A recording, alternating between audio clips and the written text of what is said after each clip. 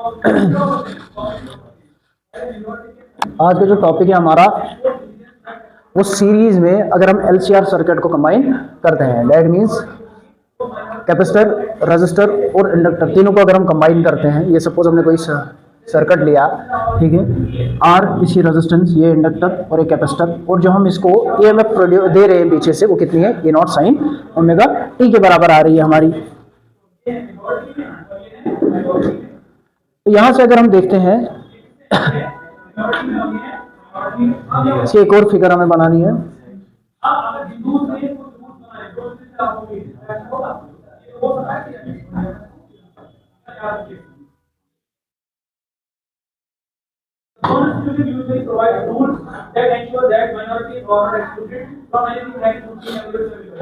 पीछे हमने इसको देखा, आर के केस में करंट और ईएमएफ सेम फेज में थे, वैसे ही एल के केस में क्या था, सी के केस में क्या था, वो हम यहां पे दिखाएंगे। ठीक है, सपोज यहां पे मैं लेता हूं, ये मैंने लिया ई आर, और यहां पे जो उस टाइम पे एंगल होगा वो होगा ओमेगा टी के बराबर। ठीक है, इफेक्टिव रेजिस्टेंस ई आर मैंने लिया यहां पे इस डायरेक्शन में, और ये एंगल कितना है यहाँ पे, ओमेगा टी के बराबर है। अगर मैं दूसरे वाले को इस साइड लेता हूं, मुझे ये बोलना है कि इस साइड वाला जो ये है, ये कौन सा होगा, क्या ये ई सी होगा या ई एल होगा, क्या ये कैपेसिटर वाला होगा या इंडक्टर वाला होगा, ये मुझे बोलना है। देखो, रेजिस्टेंस के केस में क्या था, करंट और ईएमएफ सेम फेज में थे, बट यहां पे अगर मैं बात करता हूं, ठीक है, इससे ईएमएफ से करंट कहां पे लैग कर रही थी और कहां पे लीड कर रही थी, अब वहां उस हिसाब से हमें यहां पे बनाना है। ठीक है, तो जो इंडक्टर के केस में थी, वहां पे क्या था, लीड कर रही थी, किससे, 90 डिग्री पाई बाई 2 से, तो ये मेरा कितना आएगा, टीएल, और बैक लैग कितने से कर रहा था, 90 से, तो वो क्या आएगा पीछे, ई सी के बराबर आएगा। थोड़ा सा छोटा, ई सी के बराबर इसको मैंने ले लिया। अगर मैं यहां तक इसको लेता हूं, ये वाला, ठीक है, ये कौन सा हिस्सा है, ई एल माइनस ई सी, क्या सही है, जितना ये है उतना ही ये है, ई एल में से ई सी निकालूंगा तो बचा क्या, ये वाला पोर्शन मेरा बच रहा है। ठीक है, अब यहां से जरा मैं एक राइट एंगल ट्रायंगल को बनाता हूं,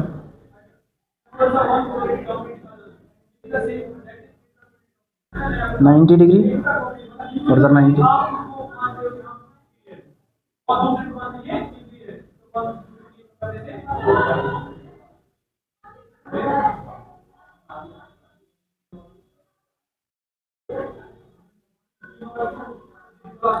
सही है।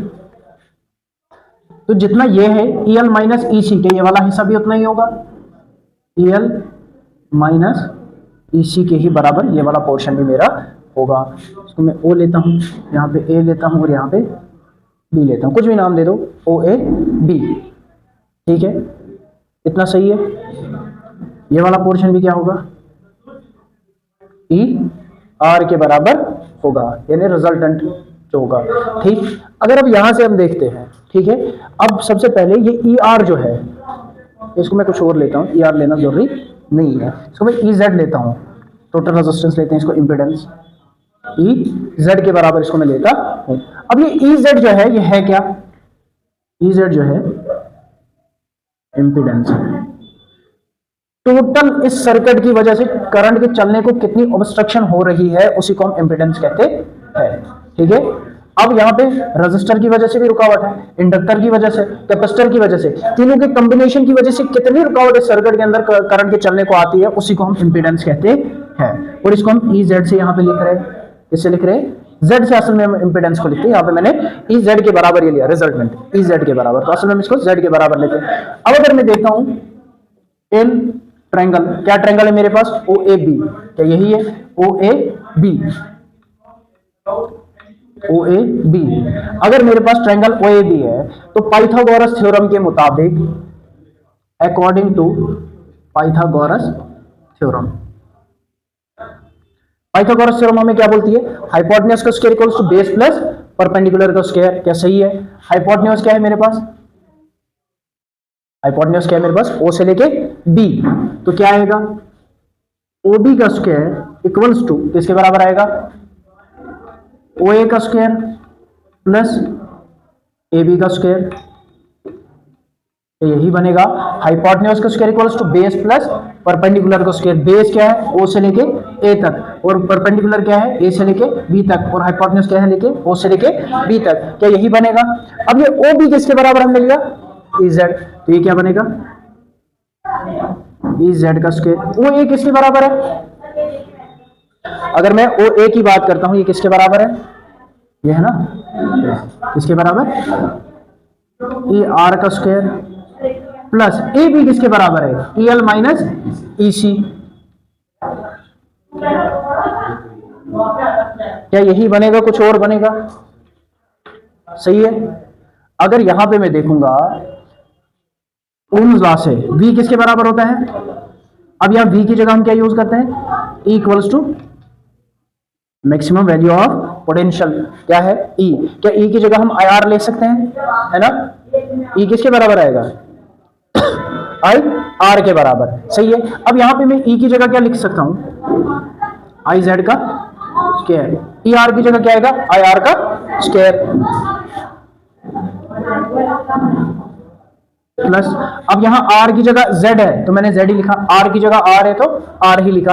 अब यहां EL माइनस EC है, ये किसके बराबर आएगा, EL किसके बराबर होता है, पीछे पढ़ा हमने, किसके बराबर, एक कैपेसिटिव रेजिस्टेंस और पीछे पढ़ा, एक को हमने लिया ओमेगा एल 1/ओमेगा c के बराबर, सही पढ़ा है ना, तो वही तो यहां पे आएगा, क्या आएगा, XL I माइनस, अब ये EC किसके बराबर हमारा होता है, XC I, क्या यही बनेगा, है ना,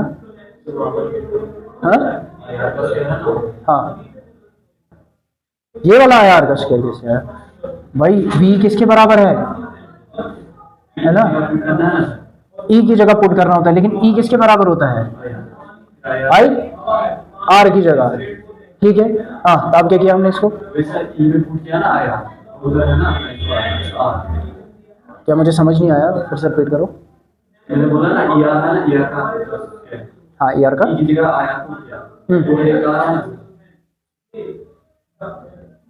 अच्छा आप ये बोल रहे हो E की जगह हमने IR पुट किया तो यहाँ R पहले से है, सही है, हमने E की जगह IR को पुट नहीं किया, हमने E की जगह खाली किसको डाला, I को डाला, किसको डाला, R तो खुद से इसको अपना ही है, खाली E को हमने किसके साथ चेंज किया, I के साथ चेंज किया, R तो इसको खुद के साथ अपना ही है, यहाँ पे R की जगह क्या है, Z है, तो E की जगह हमने क्या डाला, I डाला, ठीक है। अब ये EL किसके बराबर होता है, XL, ठीक है, इम्पेक्टिव रेजिस्टेंस के बराबर, और साथ में I, XC I, इसमें कॉमन क्या निकल रहा है हमारा, इसमें कॉमन हमारा क्या निकल रहा है, अगर हम बोलेंगे, मैं अगर देखता हूं इधर का I और I कैंसल आउट हो जाएगा, ये कॉमन निकल के कट आउट हो जाएगा, बचा क्या मेरे पास, Z square equals to R square plus XL minus XC का स्क्वायर, क्या यही बचेगा।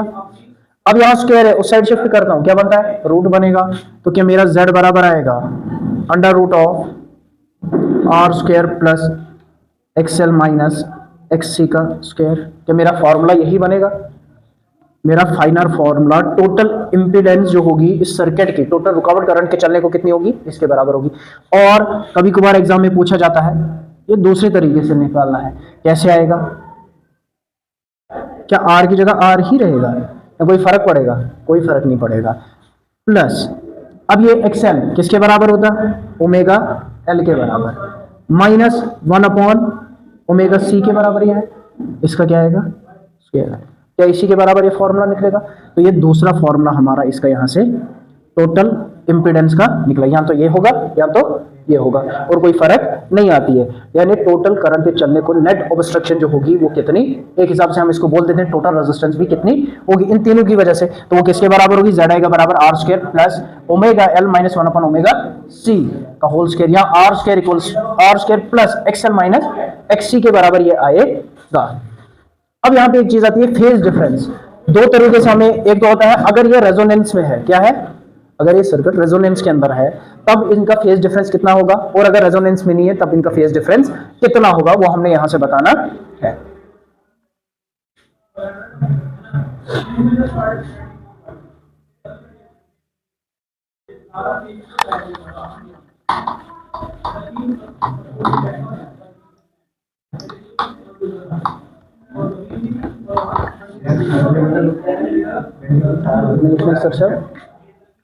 अब क्या आता है, फेज एंगल या डिफरेंस, क्या लेना है, फेज एंगल या फेज डिफरेंस को अब हमने निकालना है। ठीक है, पहला कब निकालेंगे हम, जब ये रेजोनेंस में नहीं होगा, नॉन रेजोनेटिंग सर्किट के अंदर फेज एंगल या phase difference series LCR circuit का। ठीक है, अब कैसे हम निकालेंगे, यहां से ये डायग्राम है हमारे पास। ठीक है, कोई भी कोई भी ट्रिग्नोमेट्रिक रेशियो हम लेते हैं, सपोज मैं लेता हूं यहां पे tan को, किसको, tan फाई किसके बराबर होता है, tan, यहां साइन कॉस थोड़ी है, परपेंडिकुलर अपॉन बेस, परपेंडिकुलर यहां पे क्या है, ये है। ठीक है, ए बी अपॉन बेस क्या है, ओ ए, क्या यही आएगा, परपेंडिकुलर अपॉन बेस के बराबर। तो क्या मेरा ये tan फाई जो है ये बराबर आएगा, ए बी किसके बराबर है, ए एल माइनस ई सी, ओ ए किसके बराबर है, ई आर के बराबर। सही है, ये ई एल माइनस ई सी और ये किसके बराबर है, ई आर के बराबर है। तो यहां से अगर मैं देखता हूं ई एल ई सी, अभी पीछे भी हमने इसको लिया, किसके बराबर आता है अभी पीछे भी हमने इसको डिस्कस किया, तो ये किसके बराबर आता है, ई एल किसके बराबर अभी हमने पीछे लिया, नल्ला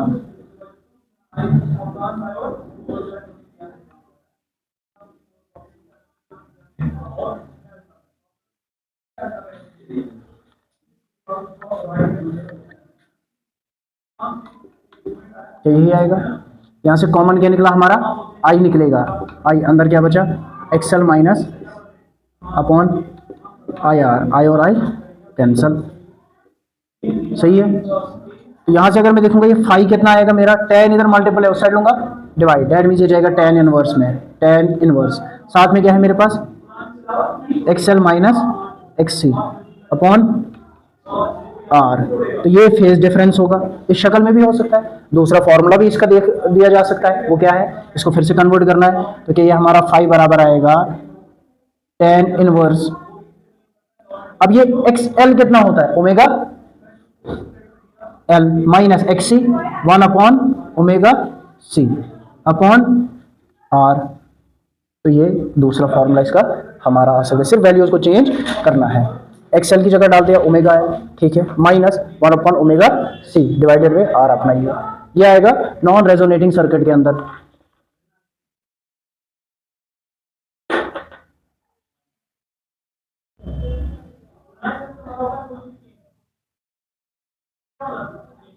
अब इसके बाद हमारा क्या है, रेजोनेंस सीरीज एलसीआर सर्किट का। ठीक है, अब ये रेजोनेटिंग सर्किट कौन सा हो गया, अब ये रेजोनेटिंग सर्किट जो है हमारा, ये कौन सा सर्किट आता है, बोलो।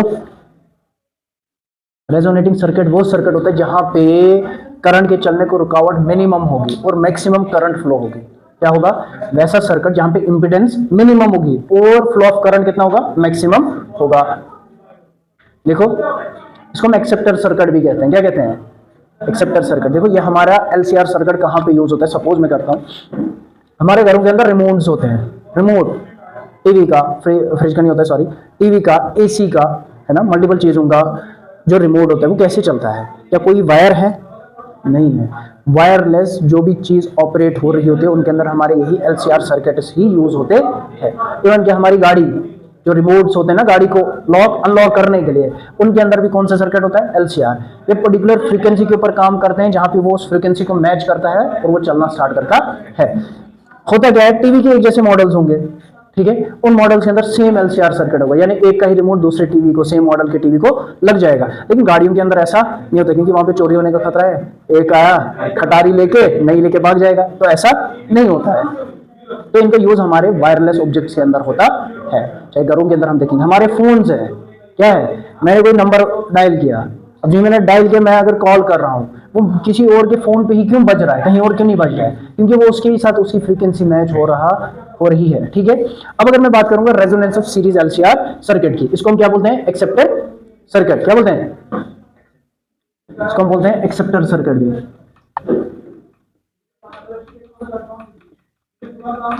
क्यों? ये मैक्सिमम करंट को एक्सेप्ट करता है, ये मैक्सिमम करंट को एक्सेप्ट करता है। क्यों करता है मैक्सिमम करंट को एक्सेप्ट? क्योंकि इसके अंदर ऑब्स्ट्रक्शन जो है, रुकावट है फ्लो ऑफ करंट को, वो मिनिमम होती। अब वो कितनी होती है वो भी हमने निकाला है।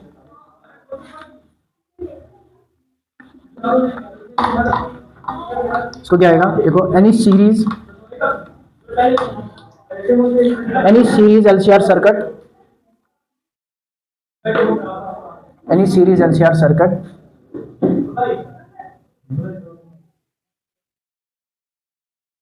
is said to be resonance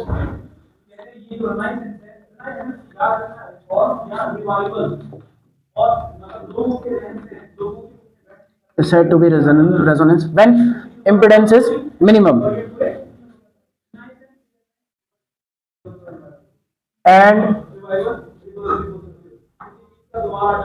flow of current is maximum। Current का फ्लो कितना होगा? मैक्सिमम होगा। और इंपेडेंस कितनी होगी? मिनिमम होगी। जब रुकावट कम होगी, मिनिमम होगी, तो करंट तो मैक्सिमम फ्लो होगी। अब ये कब ऐसा होगा कि इंपेडेंस मिनिमम होगी? अभी हमने इंपेडेंस का फॉर्मूला निकाला है ना, तो वहां से हमें ये दिखाना है कि ये मिनिमम और मैक्सिमम कब होगी। ठीक है, अब इसमें दो चीजें हमने निकालनी है। पहले इसमें हम देखेंगे फ्रीक्वेंसी इसकी। क्या देखेंगे? Frequency of LCR at resonance. Frequency of LCR at resonance, यानी रेजोनेंस के अंदर इस एलसीआर सर्किट की फ्रीक्वेंसी कितनी होगी। ठीक है, इसमें एक चीज याद रखना, when impedance is minimum and flow of current is maximum. इसमें एक चीज याद रखना,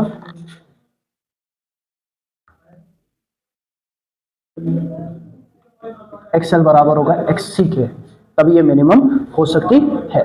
ठीक है, अब फ्रीक्वेंसी कितनी होगी? अगर मैं ले रहा हूं एक्सएल बराबर है एक्ससी, क्योंकि रेजोनेंस के अंदर है। अगर एक्सएल एक्ससी के बराबर है, इसका मतलब क्या ओमेगा एल जो है 1/ओमेगा सी के बराबर है? क्या सही पकड़े हैं? ठीक है, अगर ये एल को मैं यहां शिफ्ट करता हूं, इस ओमेगा को इधर शिफ्ट करता हूं, दैट मींस ओमेगा को इधर और इसको इधर इंटरचेंज कर देता हूं, तो क्या ये ओमेगा का स्क्वायर इक्वल्स टू 1/LC बन गया, है ना? तो क्या ये ओमेगा मेरा बराबर आएगा 1/√LC, यही बनेगा। ओमेगा इक्वल्स टू 1/√LC के बराबर बन गया। एक फॉर्मूला ये है। ठीक, दूसरा अगर मैं यहां से देखूंगा, बट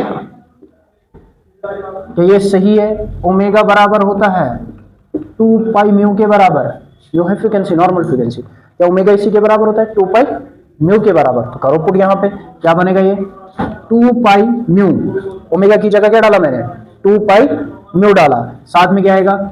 1/√LC। ये इधर मल्टीपल है, उस साइड शिफ्ट करता हूं, क्या बनेगा? डिवाइड, तो क्या म्यू बराबर आएगा 1/2 पाई रूट LC के बराबर।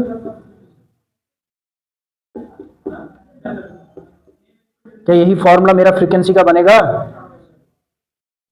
Mu equals to 1/2 pi √LC। यही वो फ्रीक्वेंसी है जहां पे इंपेडेंस मिनिमम होगी और करंट मैक्सिमम होगी। यही वो फ्रीक्वेंसी है जहां पे Z कितना होगा? मिनिमम होगा, और I कितना होगा? मैक्सिमम होगा। वो फ्रीक्वेंसी जिसके ऊपर Z मिनिमम और I मैक्सिमम होती है, उसी को हम क्या बोलते हैं? रेजोनेंस, LCR सर्किट रेजोनेंस की फ्रीक्वेंसी। ठीक है, जहां पे Z मिनिमम और I मैक्सिमम होगा, है ना? रेजोनेंस में कब होगा? जब Z मिनिमम होगा और I मैक्सिमम होगा। अब ये कब मिनिमम और मैक्सिमम होगा? तब कितनी फ्रीक्वेंसी होनी चाहिए? इसके बराबर फ्रीक्वेंसी होनी चाहिए। अब इसके बाद आता है इंपेडेंस, तो हमें कैलकुलेट करना है रेजोनेंस के अंदर। किसको? Z को कैलकुलेट करना है, क्योंकि Z यहां पे क्या है? मिनिमम है।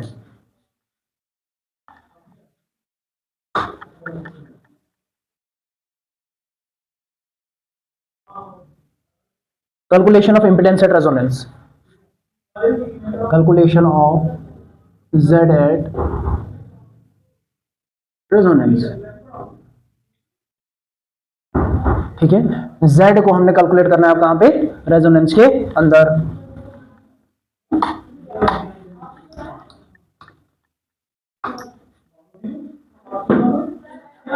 पहली चीज, क्या ओमेगा एल मेरा बराबर है 1/ओमेगा c के? क्या सही है? पीछे से हमने Z का फॉर्मूला क्या निकाला था, Z equals to under root of R का स्क्वायर प्लस क्या था साथ में, बोलो, प्लस क्या था, ओमेगा एल माइनस 1/ओमेगा c। ठीक है, अगर ये दोनों बराबर है तो क्या मैं लिख सकता हूं omega L minus omega L का स्क्वायर, क्योंकि ये दोनों तो बराबर ही है। ठीक है, ये दोनों एक दूसरे को कैंसल आउट कर रहे हैं, जीरो कर रहे हैं। जब ये जीरो होगा तब Z R के बराबर आएगा, मिनिमम वैल्यू।